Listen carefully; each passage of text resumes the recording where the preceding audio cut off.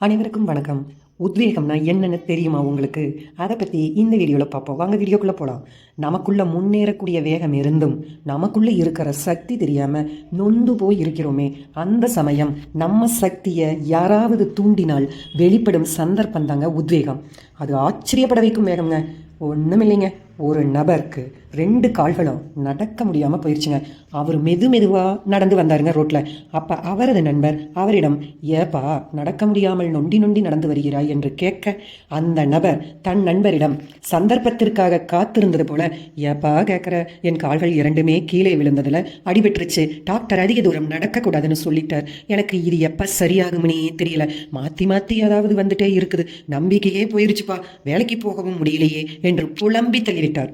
உடனே அவரது நண்பர், அட நண்பா, நீ புலம்பாத, புலம்பினா வலிதான் அதிகமாகும், சில நேரம் வாழ்க்கையில் துன்பங்களாக வரத்தான் செய்யும், அதையும் கடந்தால் நல்லதை அனுபவிக்கலாம், அதனால் அப்படியே வீட்டில் முடங்கி கிடக்காம நம்பிக்கையோட மனசை வச்சுக்கோ நண்பா, தளர்வடையாதே, நிச்சயமாக நல்லாயிரும், எல்லாத்துக்குமே மனசு தான் நண்பா காரணம்னு சொல்ல வந்தது பாரு கோபம் அவருக்கு.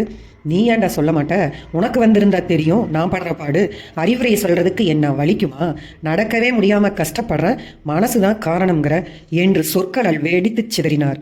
அந்த நேரம் பார்த்து அந்த வழியே வந்த ஒரு சிறுவன், ஏனுங்க 2 பேரும் நிற்காதீங்க, தப்பிச்சு ஓடுங்க, நம்ம வீதியில் வெறி நாய் ஒன்று துரத்திட்டு வருதுன்னு சொல்லி கொண்டே ஓட அவங்க 2 பேரும் திரும்பி பார்த்தாங்க.